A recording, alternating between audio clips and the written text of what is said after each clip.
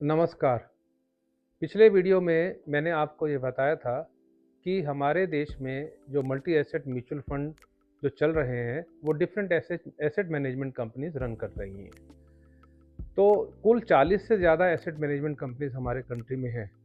लेकिन जो multi asset mutual fund जो चला रही हैं, वो करीब 31 हैं, 31। लेकिन उन 31 में मैंने जो सेलेक्ट किए हैं, वो केवल 8 हैं। उसका क्राइटेरिया मेरा ये रहा है कि कम से कम उन्हें 5 साल हमारे कंट्री में हो गए हैं रन करते हुए और उनकी परफॉर्मेंस को हम असेस कर सकते हैं। जिसमें पहला म्यूचुअल फंड है quant multi asset allocation fund. इस फंड का पिछले 1 साल का रिटर्न 25.62% रहा है और इसका 10 साल का रिटर्न 19.22% एनुअलाइज रहा है।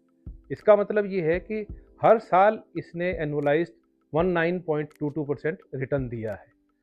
दूसरा म्यूचुअल फंड है ICICI Pru multi asset mutual fund. इसका जो रिटर्न रहा है वो 1 साल का 16.87% रहा है, लेकिन पिछले 10 साल का 17.64% रिटर्न रहा है। तीसरा म्यूचुअल फंड है Nippon India multi asset mutual fund. इसका रिटर्न पिछले 1 साल का 26.36% रहा है। ये अपनी कैटेगरी में हाईएस्ट रहा है इस साल के अंदर, लेकिन इसका जो पिछले 5 साल का एनुअलाइज्ड रिटर्न रहा है वो है 18.92%। फोर्थ म्यूचुअल फंड है SBI multi asset allocation fund.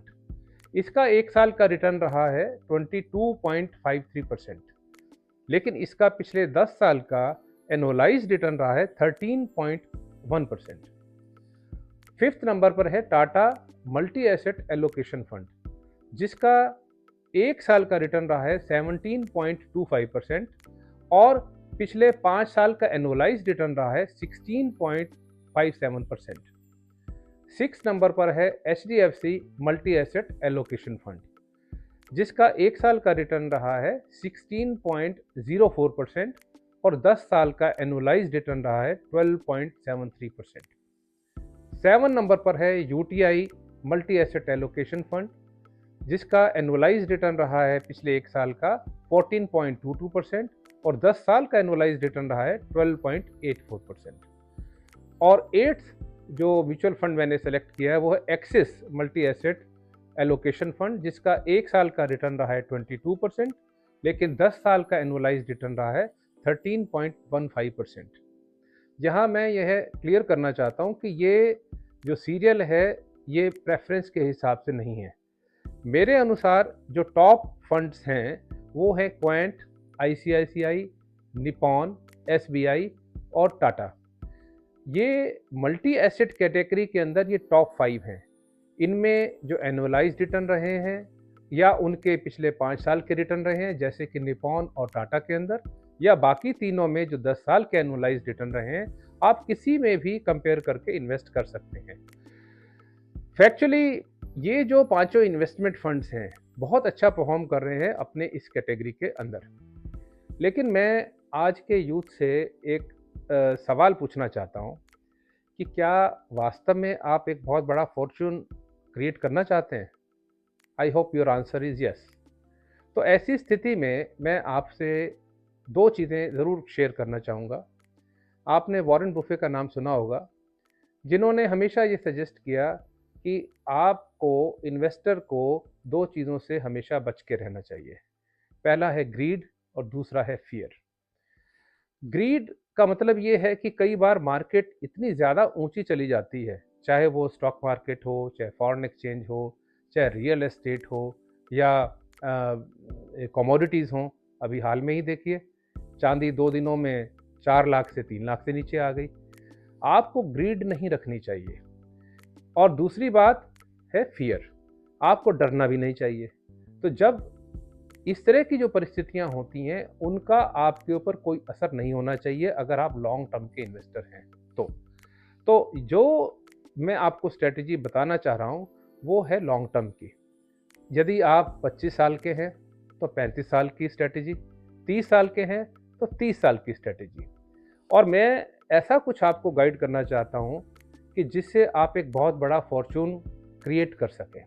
जैसे कि बड़ा आपको अनइमेजिनेबल लगेगा। क्या आप ये चाहते हैं कि आपके पास जब आप रिटायर हों तो आपके पास 100 करोड़ की वर्थ हो इन फाइनेंशियल एसेट्स? तो शायद सभी का आंसर होगा यस। या मैं अगर आपसे पूछूं कि आपके घर में मान लीजिए एक छोटा बच्चा है जो 1 साल का है, जब वो 30 साल का हो या 31 साल का हो तो उसकी वर्थ 100 करोड़ की हो, तो सब चाहेंगे यस। लेकिन उसके लिए 2 चीज़ें बहुत ज़्यादा ज़रूरी हैं। वो है, पहली चीज़ पेशेंस और दूसरी है फाइनेंशियल डिसिप्लिन।